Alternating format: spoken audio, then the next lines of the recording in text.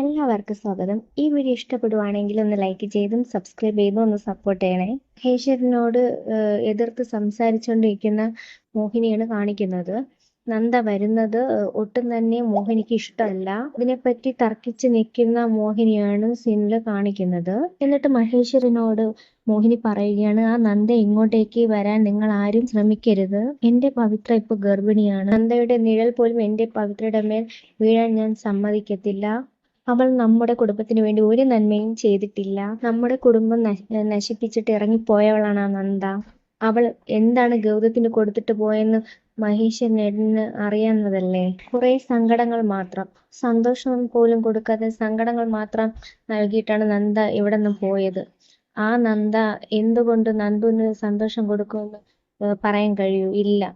അവൾക്ക് ഒരു സന്തോഷം നന്ദുവിന് കൊടുക്കാൻ കഴിയില്ല എന്ന് തന്നെയാണ് മോഹിനി തർക്കിച്ച് പറയുന്നത്. ഇങ്ങനെയൊക്കെ പറഞ്ഞ് മഹേശ്വരന്റെ മനസ്സ് മാറ്റാൻ വേണ്ടി ശ്രമിച്ചു കൊണ്ടിരിക്കുന്ന മോഹിനിയാണ് കാണിക്കുന്നത്. ഇങ്ങനെ സംസാരിച്ചുകൊണ്ടിരിക്കുമ്പോഴത്തേക്കാണ് അങ്ങോട്ടേക്ക് നന്ദ എത്തുന്നത്. നന്ദ ഇവരെ കാണുമ്പോഴത്തേക്ക് ഭയങ്കര സന്തോഷമായിട്ടാണ്. കുറെ ദിവസത്തിന് ശേഷം കാണുന്നതല്ലേ മഹേശ്വരനെയും മോഹിനിയും എല്ലാം. അപ്പൊ ആ ഒരു ഫീലില് ഭയങ്കരമായിട്ട് സന്തോഷിച്ച് വരികയാണ്. നന്ദയെ കാണുമ്പോൾ മഹേശ്വരനും ഭയങ്കരമായിട്ട് സന്തോഷമാണ്. ആ മോളെ എന്നൊക്കെ വിളിച്ചുകൊണ്ട് നന്ദ ഇങ്ങനെ കൈൻ്റെ ഷോൾഡറിലൊക്കെ പിടിക്കുന്നുണ്ട്. അന്നേരം അച്ഛാന്ന് വിളിച്ചിട്ട് നന്ദ കാല് തൊട്ട് തൊഴുന്നുണ്ട്. ഇതൊന്നും മോഹിനിക്ക് അത്ര ഇഷ്ടപ്പെടുന്നില്ല. എന്നിട്ട് നന്ദയോട് ചോദിക്കുവാണ്, മോളെ നീ ഇത്ര കാലം എവിടെയായിരുന്നു എന്നൊക്കെ ചോദിക്കുന്നുണ്ട്. എന്നിട്ട് സ്നേഹത്തോടൊക്കെ സംസാരിച്ചുകൊണ്ടിരിക്കുന്ന നേരത്ത് നന്ദ ചോദിക്കുവാണ്, അമ്മ എവിടെ അച്ഛാന്ന്.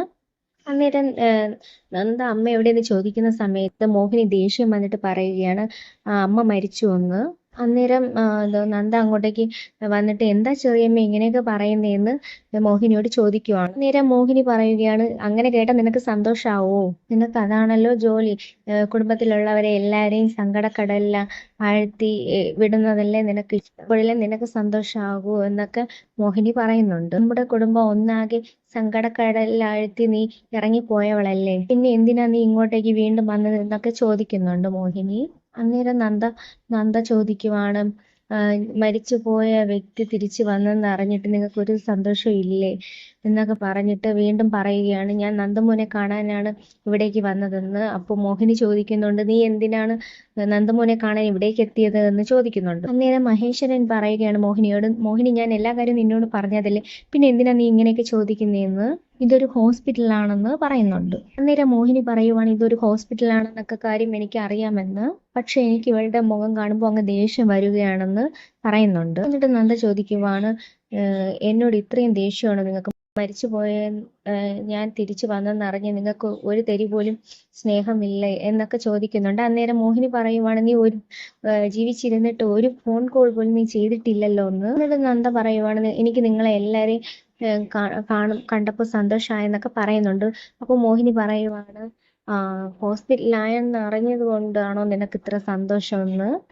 അന്നേരം വീണ്ടും നന്ദ പറയുന്നുണ്ട്, എന്തിനാണ് ഇളയമ്മ എന്നോട് ഈ രീതിയിലൊക്കെ സംസാരിക്കുന്നതെന്ന്.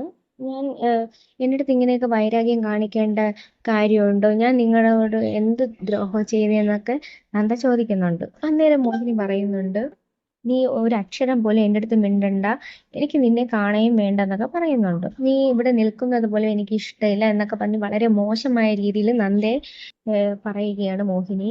ഇങ്ങനെ സംസാരിച്ചുകൊണ്ടിരിക്കുന്ന നേരത്താണ് അന്നേരം അങ്ങോട്ടേക്ക് ഗൗതം എത്തുന്നത്.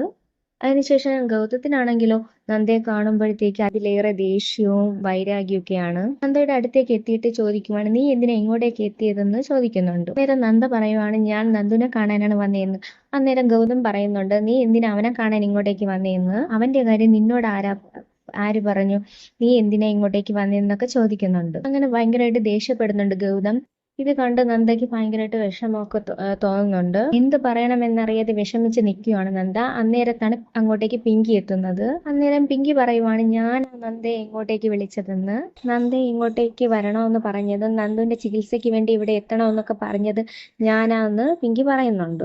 അത്രയും നേരം ദേഷ്യമായിട്ട് നന്ദയോട് സംസാരിച്ചുകൊണ്ടിരുന്ന ഗൗതം പെട്ടെന്ന് പിങ്കിയുടെ അടുത്ത് പോയിട്ട് നല്ല സോഫ്റ്റ് ആയിട്ട് സംസാരിക്കുവാണ്. എന്തിനാ പിങ്കി നീ നന്ദനെ ഇവിടേക്ക് വിളിച്ചതെന്ന് ചോദിക്കുന്നുണ്ട്. അതിന്റെ ഒരു ആവശ്യം ഇല്ലെന്ന് നിനക്കറിയാവുന്നതല്ലേ. ഞാൻ ലോകത്തിൽ എവിടെയെങ്കിലും നന്ദിനെ കൊണ്ടുപോയി ട്രീറ്റ്മെന്റ് ചെയ്യാമെന്നും എല്ലാ കാര്യങ്ങളും പറഞ്ഞില്ലേ. നീ അതിനെ ധിക്കരിച്ചാണ് നന്ദയെ ഇവിടേക്ക് എത്തിച്ചതല്ലേ എന്നൊക്കെ ചോദിക്കുന്നുണ്ട്. ഡോക്ടറൊന്നും ഇല്ലാത്ത അവസ്ഥയൊന്നും അല്ലല്ലോ. ഞാൻ ലണ്ടനിലെ ഡോക്ടറിന്റെ മെയിൽ അയച്ചു കഴിഞ്ഞു.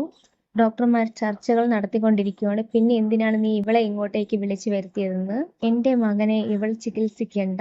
അങ്ങനെ പറയുമ്പോൾ പിങ്കി പറയുവാണ്, എന്തിനാ ഗൗതം ഇങ്ങനെ വളഞ്ഞ വഴി ചിന്തിക്കുന്നതെന്ന്. നേരായ മാർഗത്തിൽ ഇവിടെ ചികിത്സിക്കാനുള്ളപ്പോൾ എന്തിനാണ് ലണ്ടനിൽ നിന്നൊക്കെ ഡോക്ടർമാരെ നോക്കുന്നതെന്നൊക്കെ ചോദിക്കുന്നുണ്ട്. ഇതിന്റെ ഒരു ആവശ്യമില്ല. ഡോക്ടർ പറഞ്ഞ കാര്യങ്ങളെല്ലാം ഗൗതം മറന്നോ?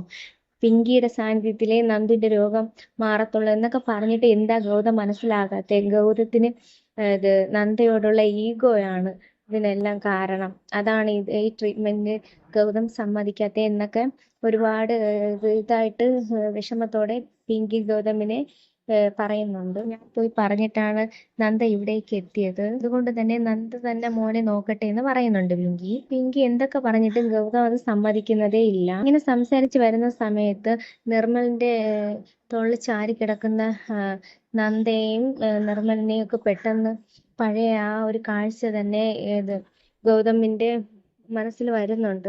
ഇത് കാണുമ്പോൾ തന്നെ വീണ്ടും ദേഷ്യത്തോടെ പറയണം, പറ്റില്ല, നന്ദു മോനെ ചികിത്സിക്കേണ്ട ആവശ്യമില്ല എന്നൊക്കെ പറയുന്നുണ്ട്. ഇവൾ എന്റെ മകനെ ചികിത്സിക്കേണ്ട, ഇവൾ ഇവിടെ നിന്ന് ഒന്ന് പോയി തന്നാ മതി എന്നൊക്കെ പറയുന്നുണ്ട്. എന്നിട്ട് നന്ദയോട് പറയുന്നുണ്ട്, ഗെറ്റ് ഔട്ട്, ഈ പറയുന്നതൊന്നും കേൾക്കുന്നില്ലേ എന്നൊക്കെ പറഞ്ഞിട്ട് ഇവിടെ നിന്ന് പോകാൻ പറയുന്നുണ്ട്. അവസാനം അതിനുശേഷം അവിടെ നിന്ന് നാണം കെട്ട രീതിയിൽ ഗൗരിമോളെയും കൂട്ടി നന്ദ അവിടെ നിന്ന് ഇറങ്ങുന്നതാണ് കാണിക്കുന്നത്. അന്നേരം മഹേശ്വരൻ തടയുന്നുണ്ട്, മോള് നിൽക്കുക എന്നൊക്കെ പറഞ്ഞ് തടയുന്നുണ്ട്. നന്ദ അതൊന്നും കേൾക്കാതെ അങ്ങ് പോകുന്നുണ്ട്. ഇതൊക്കെ കേൾക്കുമ്പോഴത്തേക്ക് മോഹിനിക്ക് ഭയങ്കരമായിട്ട് സന്തോഷമാണ്. അന്നേരം നന്ദ പോയി കഴിയുമ്പോഴത്തേക്ക് പിങ്കി പറയുന്നുണ്ട്, ഇപ്പൊ ഇവിടെ നടന്നത് നിങ്ങളുടെ ഈഗോ മാത്രമാണ്. നിങ്ങളുടെ ഈഗോ ജയിക്കണം, അല്ലാതെ നന്ദുമോന്റെ കാല് ശരിയാകണം എന്നൊന്നുമല്ല നിങ്ങളുടെ ചിന്ത എന്നൊക്കെ പറയുന്നുണ്ട്. നന്ദുമോന്റെ നന്മയ്ക്ക് വേണ്ടിയിട്ടൊന്നുമല്ല നിങ്ങൾ ഇതൊക്കെ ചെയ്യുന്നത്. നിങ്ങളുടെ ഈഗോ ജയിക്കാൻ വേണ്ടിയിട്ട് മാത്രമാണ് നിങ്ങൾ ഓരോ കാര്യങ്ങളൊക്കെ ചെയ്യുന്നതെന്ന്. അന്നേരം ഗൗതം പറയുവാണ്, ഞാൻ പറഞ്ഞല്ലോ പിങ്കി, ഇവള് മാത്രമല്ല ഈ ലോകത്ത് ഡോക്ടറായിട്ടുള്ളത്, വേറെയും ഡോക്ടർമാരുണ്ടെന്ന്. അവര് ചികിത്സിച്ചാൽ മതി എന്റെ നന്ദുമോനെ. അങ്ങനെ പറയുമ്പോഴത്തേക്ക് പിങ്കി വീണ്ടും പറയുകയാണ്, ഡോക്ടർ പറഞ്ഞ കാര്യങ്ങളെല്ലാം ഗൗതം മറന്നോന്ന്. ഗൗതത്തിന് നല്ല ഓർമ്മയുള്ളതല്ലേ, നന്ദ ചികിത്സിച്ചാൽ മാത്രമേ നന്ദിന്റെ കാര്യം ശരിയാകുള്ളൂന്ന്. ഇവിടെ ചികിത്സയുടെ കാര്യം മാത്രമല്ല, അവന്റെ മെന്റൽ ഹെൽത്ത് കൂടെ നോക്കണമെന്ന് പിങ്കി പറയുന്നുണ്ട്. നന്ദ ചികിത്സിച്ചാൽ മാത്രമേ പെട്ടെന്ന് ഭേദമാകത്തുള്ളൂ എന്നൊക്കെ പറയുന്നുണ്ട്. എനിക്ക് നല്ല വിശ്വാസമുണ്ട്, നന്ദ ചികിത്സിച്ചാൽ എൻ്റെ മകന് നല്ല രീതിയിൽ ഭേദമാകുമെന്ന് എനിക്ക് വിശ്വാസമുണ്ട്. അതുകൊണ്ട് തന്നെ നന്ദ ചികിത്സിച്ചാൽ മതി എൻ്റെ നന്ദുമോനെ എന്ന് പിങ്കി പറയുന്നുണ്ട് തറപ്പിച്ച്. അന്നേരം മോഹിനി പറയുവാണ്, അവളെന്താ മദർ തെരേസയാണോ എന്നൊക്കെ ചോദിക്കുന്നുണ്ട്.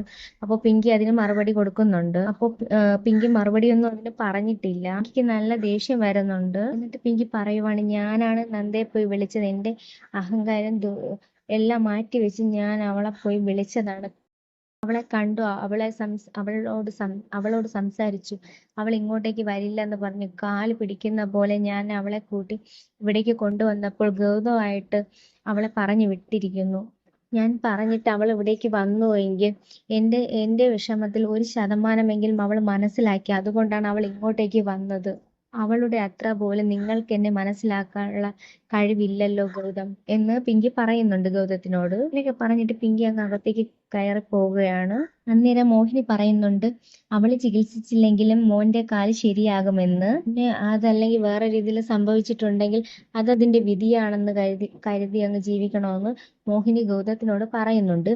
ഇത് കേട്ടും കൊണ്ട് പിങ്കി വരികയാണ് വീണ്ടും. ഇത് കേട്ടിട്ട് ഗൗതത്തിനോട് ദേഷ്യത്തിൽ സംസാരിക്കുന്നുണ്ട് പിങ്കി. ഞാൻ സംസാരിച്ചത് മൊത്തം നിങ്ങളോടാണ്. നമ്മുടെ മകൻ മാത്രമാണ് നന്ദുമോൻ. അതുകൊണ്ട് തന്നെ അതിൽ തീരുമാനം എടുക്കേണ്ടത് നമ്മൾ മാത്രമാണ്, മറ്റാരുമല്ല. എന്നെ നല്ല ദേഷ്യത്തിൽ പറഞ്ഞിട്ട് അകത്തോട്ട് പോകുന്നതാണ് കാണിക്കുന്നത്. അന്നേരം ആകെ ടെൻഷൻ അടിച്ച് നിൽക്കുവാണ് ഗൗതം. ഇനി എന്ത് ചെയ്യണം എന്നറിയാതെ ടെൻഷൻ അടിച്ച് നിൽക്കുന്ന ഗൗതത്തിനാണ് കാണിക്കുന്നത്.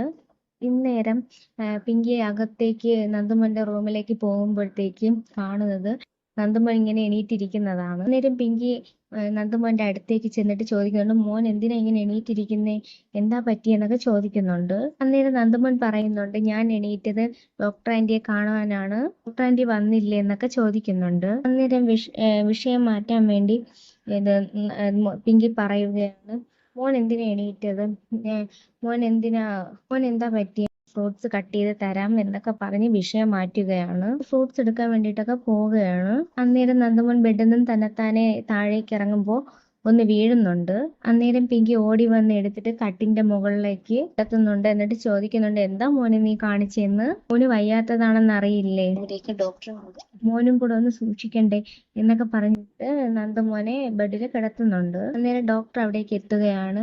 ഡോക്ടർ ചോദിക്കുന്നുണ്ട് എന്താ പറ്റിയെന്ന്. അപ്പോൾ പിങ്കി പറയുന്നുണ്ട് അവനൊന്ന് വീണതാണെന്ന്. അന്നേരം ഡോക്ടർ പറയുവാണ്, മോൻ വീഴാനൊന്നും പാടില്ല, മോൻ ശ്രദ്ധിക്കണ്ടേ എന്നൊക്കെ ചോദിക്കുന്നുണ്ട് നന്ദമോനോട്. മോൻ എന്താ പറ്റിയെന്നൊക്കെ ഡോക്ടർ ചോദിക്കുമ്പോഴത്തേക്കും നന്ദമോൻ ചോദിക്കുവാണ്, എന്റെ ഡോക്ടർ ആന്റി വന്നില്ലേ എന്നൊക്കെ ചോദിക്കുന്നുണ്ട്. ഡോക്ടർ പറയുവാണ്, നീ മോൻ വിഷമിക്കൊന്നും വേണ്ട, ഡോക്ടർ ആന്റി വന്നോളൂ എന്ന് പറയുന്നുണ്ട്. അന്നേരം നന്ദമോൻ പറയുവാണ്, ആ ഡോക്ടർ ആന്റി വന്നായിരുന്നു, ശബ്ദം കേട്ടിരുന്നു എന്നൊക്കെ. എന്നിട്ട് ഇങ്ങോട്ടേക്ക് വരാതെ ഡോക്ടർ ആന്റി പൊയ്ക്കളഞ്ഞു എന്നൊക്കെ പറയുന്നുണ്ട്. അന്നേരം ഡോക്ടർ ചോദിക്കുവാണ്, ഡോക്ടർ ആന്റി വന്നായിരുന്നോ, അതെന്താ മോനെ കാണാതെ ഡോക്ടറെ പോയതെന്ന്. അന്നേരം നന്ദമൻ പറയുവാണ്, ഡോക്ടർ ആന്റിയോട് പപ്പ വഴക്കുണ്ടാക്കിയെന്ന്, അതുകൊണ്ട് തന്നെ ഡോക്ടർ ആന്റി പിണങ്ങി പോയതാണെന്ന്. അന്നേരം ഡോക്ടർ ഗൗതമിനോട് ചോദിക്കുവാണ്, എന്താ സാറേ, എന്താ കാര്യം എന്നൊക്കെ ചോദിക്കുന്നുണ്ട്. അപ്പോൾ പറയുവാണ്, ഗൗതം വന്നിരുന്നു, ചില പേഴ്സണൽ ഇഷ്യൂസ് ഉള്ളത് കൊണ്ടാണ് അവർ പോയതെന്ന് പറയുന്നുണ്ട്. അന്നേരം ഡോക്ടർ ചോദിക്കുവാണ്, എന്ത് പേഴ്സണൽ ഇഷ്യൂസ് ആണെന്നൊന്നും ഞാൻ ചോദിക്കുന്നില്ല, ആ ഡോക്ടർ ഇവിടെ വന്നു എങ്കിൽ ആ ഡോക്ടർ മനസ്സുകൊണ്ട് നന്ദമോനെ നോക്കാൻ വില്ലിങ് ആണ് എന്നാണല്ലോ കരുതേണ്ടത്. എന്നിട്ട് നിങ്ങൾ എന്തിനാ അവരെ വഴക്ക് പറഞ്ഞ് തിരികെ അയച്ചത്? അങ്ങനെ നിങ്ങൾ തിരിച്ചു വിട്ടിട്ടുണ്ടെങ്കിൽ എവിടെയോ നിങ്ങളുടെ ഈഗോ വർക്ക് ചെയ്യുന്നു എന്നല്ലേ കരുതേണ്ടത്. ഇതിന്റെ ആവശ്യം ഉണ്ടായിരുന്നു? നിങ്ങളുടെ മകന്റെ കാര്യം നിങ്ങൾ ആലോചിച്ചില്ലേ? അവന്റെ ചികിത്സയ്ക്ക് വേണ്ടി എല്ലാ കാര്യം നിങ്ങളല്ലേ ചെയ്യേണ്ടത്? എല്ലാ കാര്യങ്ങളും ഞാൻ നിങ്ങൾക്ക് പറഞ്ഞു തന്നതല്ലേ? ഇനിയും കാര്യങ്ങൾ ഈ രീതിയിലാണ് മുന്നോട്ട് പോകുക ആണെങ്കിൽ കാര്യങ്ങൾ ഒരുപാട് സീരിയസ് ആകും എന്നൊക്കെ ഡോക്ടർ പറയുന്നുണ്ട് ഗൗതത്തിനോട്. അത് നിങ്ങൾക്ക് മനസ്സിലാക്കാൻ സാധിക്കുന്നുവെങ്കിൽ നിങ്ങൾ എത്രയും പെട്ടെന്ന് ആ ഡോക്ടറിനെ ഇവിടേക്ക് കൊണ്ടുവരണമെന്ന് ഡോക്ടർ പറയുന്നുണ്ട്. അതല്ലാണ്ട് വേറെ ഒരു മാർഗവും ഇല്ല. ഓരോ ദിവസം കഴിയുന്തോറും കുഴിയിൽ നിന്ന് കയറാനുള്ള സാധ്യതകൾ കുറഞ്ഞുകൊണ്ടേയിരിക്കുമെന്ന് പറയുന്നുണ്ട്. മറക്കണ്ടെന്ന് ഡോക്ടർ പറയുന്നുണ്ട് ഗൗതത്തിനോട്. ഇത് കേട്ട് ആകെ വിഷമിച്ച് പിങ്കി ഡോക്ടർ എന്ന് വിളിക്കുമ്പോൾ അങ്ങനെ ഡോക്ടർ പറയുകയാണ്, ഒരുപാട് അങ്ങ് പാനിക് ആവേണ്ട കാര്യമൊന്നുമില്ല, പറഞ്ഞ കാര്യങ്ങളൊന്ന് പറ്റും പോലെ ഒന്ന് ചെയ്യുമെന്ന് പറയുന്നുണ്ട്. കാണിക്കുന്നതെന്ന് വെച്ചാൽ നന്ദയാണ്. പിന്നെ കാണിക്കുന്നത് വെച്ചാൽ നന്ദയും നിർമ്മലിനെയാണ്. അവർ പുറത്തുനിന്ന് സംസാരിക്കുന്നുണ്ടായിരുന്നു, ഹോസ്പിറ്റലിന് പുറത്ത്. അപ്പോൾ എന്നിട്ട് പറയുവാണ്, ഗൗതം കാണിച്ചതൊട്ടും ശരിയായില്ല, ഇന്ന് ഗൗതമേട്ടൻ കാണിച്ചത് വളരെ മോശമായി പോയി. അന്നേരം നന്ദ പറയുവാണ്, നിർമ്മൽ ഒരു കാര്യം മനസ്സിലാക്കണം, ഈ ലോകത്തിൽ ഞാൻ മാത്രമല്ല ഡോക്ടർ, അവരുടെ മകനെ ചികിത്സിക്കാൻ വേറെയും നല്ല ഡോക്ടർമാരുണ്ട്. അതുകൊണ്ട് തന്നെ എൻ്റെ ആവശ്യം ഇവിടെ ഇല്ല, അതുകൊണ്ട് നമുക്ക് കൂടുതലൊന്നും സംസാരിക്കേണ്ട എന്നൊക്കെ നിർമ്മലിനോട് പറയുന്നുണ്ട്. നമുക്ക് തിരിച്ചു പോകാം എന്ന് തന്നെ നന്ദ പറയുന്നുണ്ട് നിർമ്മലിനോട്. അന്നേരം നിർമ്മൽ പറയുവാണ്, എന്തായിരുന്നാലും പോകുകയാണെങ്കിൽ വെയിൽ കൊണ്ട് പോകണ്ട, ഞാനൊരു ഓട്ടോ വിളിച്ചിട്ട് വരാമെന്ന് പറഞ്ഞ് നിർമ്മൽ പോകുന്നുണ്ട്. നിർമ്മൽ ഓട്ടോ വിളിക്കാൻ വേണ്ടി പോകുന്ന സമയത്ത് ഗൗരിമോൾ പിന്നെ ചോദിക്കുവാണ് നന്ദയോട്, എങ്ങോട്ടാ അമ്മയെ പോയതെന്ന്, നമുക്ക് പോകാൻ വേണ്ടി ഓട്ടോ വേണ്ടേ, അങ്ങനെ ഓട്ടോ വിളിക്കാൻ പോയതാണ് നിർമ്മൽ അങ്കിൾ എന്ന് പറയുന്നുണ്ട് നന്ദ. നേരം ഗൗരിമോള് ചോദിക്കുവാണ്, അപ്പോൾ നമ്മൾ തിരിച്ചു പോവുകയാണോ അമ്മയെന്ന്, നന്ദമോനെ ഒന്ന് കാണണമായിരുന്നു അമ്മയെന്നൊക്കെ പറയുന്നുണ്ട്. നേരെ നന്ദ പറയുവാണ്, അതിന് നന്ദുവിന്റെ പപ്പ സമ്മതിക്കില്ല മോളെ എന്ന് പറയുന്നുണ്ട്. അമ്മയെ വഴക്ക് പറഞ്ഞത് മോള് കണ്ടതല്ലേ, അതുകൊണ്ട് നമുക്ക് നന്ദമോനെ കാണാൻ പോകണ്ട, സമ്മതിക്കും എന്ന് പറഞ്ഞിട്ട് ഗൗതം അങ്ങോട്ടേക്ക് വരികയാണ്. അന്നേരം ഗൗതം ചോദിക്കുവാണ്, മോൾക്ക് നന്ദമോനെ കാണണോ എന്ന് ചോദിക്കുന്നുണ്ട്. അന്നേരം ഗൗരി മോള് പറയുവാണ്, ആ കാണണം എന്ന്. എന്നിട്ട് ഗൗതം പറയുകയാണ്, മോൾക്ക് കാണണമെങ്കിൽ പോയി കണ്ടോളൂ എന്ന് പറഞ്ഞിട്ട് റൂം നമ്പർ പറഞ്ഞു കൊടുക്കുകയാണ്. എന്നിട്ട് നന്ദ പറയുവാണ്, അതിന്റെ ആവശ്യമൊന്നുമില്ല, അന്ന് ഇവിടുന്ന് അപമാനിച്ച് ഇറക്കി വിട്ടതാണ് ഞങ്ങളെ രണ്ടുപേരെയും, അതുകൊണ്ട് തന്നെ ഇനി അങ്ങനെ ഒരു സൗജന്യത്തിന്റെ ആവശ്യമില്ല, ഞങ്ങൾ പോകുകയാണെന്ന് പറയുന്നുണ്ട്. അന്നേരം ഗൗതം ഒന്ന് സോഫ്റ്റ് ആവുന്നുണ്ട്, താഴ്ന്നൊക്കെയാണ് സംസാരിക്കുന്നത്. നേരത്തെ നന്ദയോട് പറയുന്നുണ്ട് ഗൗതം, നന്ദ ക്ഷമിക്കണം, ഇപ്പോഴത്തെ ഒരു ദേഷ്യത്തിൽ ഞാൻ പറഞ്ഞു പോയതാണ്, ഇതൊന്നും നീ മനസ്സിൽ വെക്കരുതെന്നൊക്കെ പറയുന്നുണ്ട്. എന്റെ മകനെ നന്ദ തന്നെ ചികിത്സിക്കണം എന്നൊക്കെ ഗൗതം പറയുന്നുണ്ട്. നേരെ നന്ദ പറയുവാണ്, നിങ്ങൾ എന്താ വിചാരിച്ചത്, അവിടെ വെച്ച് നിങ്ങൾ നടത്തിയ ആ ഷോ ഓഫ് എല്ലാം ഞാൻ മറന്നൊന്നു, അങ്ങനെ ആത്മാഭിമാനം ഒന്നുമില്ലാത്തവളാണ് ഞാൻ തോന്നുന്നുണ്ടോ? അങ്ങനെ തോന്നുന്നുണ്ടെങ്കിൽ അത് സാധിക്കത്തില്ല, അതുകൊണ്ട് തന്നെ ഞാൻ തിരിച്ചു പോവുകയാണെന്ന് ഗൗതത്തിനോട് ദേഷ്യത്തിൽ പറയുന്നുണ്ട്. അന്നേരം വീണ്ടും നല്ല സോഫ്റ്റ് ആയിട്ടൊക്കെ ഗൗതം സംസാരിക്കുന്നുണ്ട്. നന്ദ തിരിച്ചു വരണം, നന്ദമോനെ നോക്കണം എന്നൊക്കെ പറയുന്നുണ്ട്. അന്നേരം നന്ദ പറയുന്നുണ്ട്, ഞാൻ ഇവിടേക്ക് വന്നത് എന്റെ മകളെയും കൂട്ടിയാണ്, നന്ദമോനെ കാണണം എന്ന ആഗ്രഹത്തോടു കൂടി വന്നതാണ്. എന്നിട്ട് നന്ദ പറയുകയാണ്, അവിടെ വെച്ച് തന്നെ എന്റെ മാത്രമല്ല എന്റെ മകളുടെ ആത്മാഭിമാനമാണ് പോയതെന്ന് പറയുന്നുണ്ട്. നിങ്ങൾ അവിടെ വെച്ച് ഗെറ്റ് ഔട്ട് അടിച്ചപ്പോൾ എന്റെ മാത്രമല്ല എന്റെ മകളുടെ ആത്മാഭിമാനം കൂടെയാണ് അവിടെ വെച്ച് നഷ്ടപ്പെട്ടു പോയത്. നിങ്ങളുടെ മകൻ നിങ്ങൾക്ക് എത്രത്തോളം വലുതാണോ അതുപോലെ തന്നെയാണ് എനിക്കും എന്റെ മകൾ. അതുകൊണ്ട് തന്നെ ഇനി അങ്ങോട്ടേക്ക് വരാനും നാണം കെടാനൊന്നും എനിക്ക് കഴിയില്ല. ഞാൻ ഉദ്ദേശിച്ചിട്ടില്ല, ഞാൻ ഇവിടുന്ന് പോകുകയാണ് എന്നൊക്കെ പറഞ്ഞിട്ട് അവിടെ നിന്നും ഗൗരി മോളെയും കൂട്ടി ഇറങ്ങുന്നുണ്ട്. ഇങ്ങനെ മോളുടെ കൈനെ പിടിച്ച് നന്ദ ഇങ്ങനെ ഇറങ്ങാൻ ശ്രമിക്കുമ്പോഴത്തേക്കും നന്ദയുടെ കയ്യിൽ കയറ് പിടിക്കുകയാണ് ഗൗതം. എന്നിട്ട് നന്ദയുടെ കയ്യിൽ കയറ് പിടിച്ചിട്ട് നന്ദയെ തടയുന്നുണ്ട്. സോറി നന്ദ, സോറി എന്നൊക്കെ പറയുന്നുണ്ട്. പക്ഷെ നന്ദ ആ സ്റ്റാൻഡിൽ തന്നെ ദേഷ്യത്തോടെ നിൽക്കുന്നുണ്ട്. എന്നിട്ട് ഗൗതം പറയുകയാണ്, നീ പൊയ്ക്കോ, പക്ഷെ എനിക്ക് പറയാനുള്ളത് കൂടെ കേട്ടിട്ട് വേണം നീ പോകാനെന്ന്. അന്നേരം ഗൗതം പറയുകയാണ് ഗൗരി മോളോട്, മോളൊന്ന് കുറച്ചു നേരത്തേക്ക് അവിടെ പോയിരുന്നൊന്ന് കളിക്കൂ എന്നൊക്കെ ചോദിക്കുന്നുണ്ട്. അങ്കിളിന് ചില കാര്യങ്ങളൊക്കെ അമ്മയോട് സംസാരിക്കാനുണ്ടെന്ന് പറയുന്നുണ്ട്. അന്നേരം നന്ദ ഇങ്ങനെ മിണ്ടാതെ നിൽക്കുന്നത് കൊണ്ട് മോളോടെ മിണ്ടാതെ നിൽക്കുകയാണ് ചെയ്യുന്നത്. അന്നേരം ഗൗതം വീണ്ടും പറയുകയാണ്, നന്ദ പ്ലീസ്. അന്നേരം നന്ദ പറയുന്നുണ്ട് മോളോട്, 10 മിനിറ്റ് അവിടെ പോയി ഇരിക്കും മോളെ എന്ന് പറയുന്നുണ്ട്. അന്നേരം നന്ദ പറയുന്നുണ്ട് ഗൗതത്തിനോട്, പറയാനുള്ളത് എന്തായിരുന്നാലും പെട്ടെന്നൊന്ന് പറയണമെന്ന്, ഞങ്ങൾക്ക് പോകാനുള്ള വണ്ടി ഇപ്പോൾ വരുമെന്ന് പറയുന്നുണ്ട്. അന്നേരം ഗൗതം പറയുന്നുണ്ട്, എന്റെ മകനാണ് നന്ദു, പക്ഷെ അവൻ എന്റെ രക്തത്തിൽ പിറന്ന മോനല്ല, ഞാൻ അവനെ ദത്തെടുത്തതാണ് ഇങ്ങനെ പറയുന്നുണ്ട്. എന്റെ മോനെ എനിക്ക് നഷ്ടമായപ്പോൾ ഞാൻ ആ സ്ഥാനത്തേക്ക് ദത്തെടുത്തതാണ് നന്ദുമോനെ. അതിനു കൂട്ടായിട്ട് പിങ്കിയും എന്റെ കൂടെ നിന്നു. അങ്ങനെയാണ് ഞങ്ങളുടെ മകനായത്.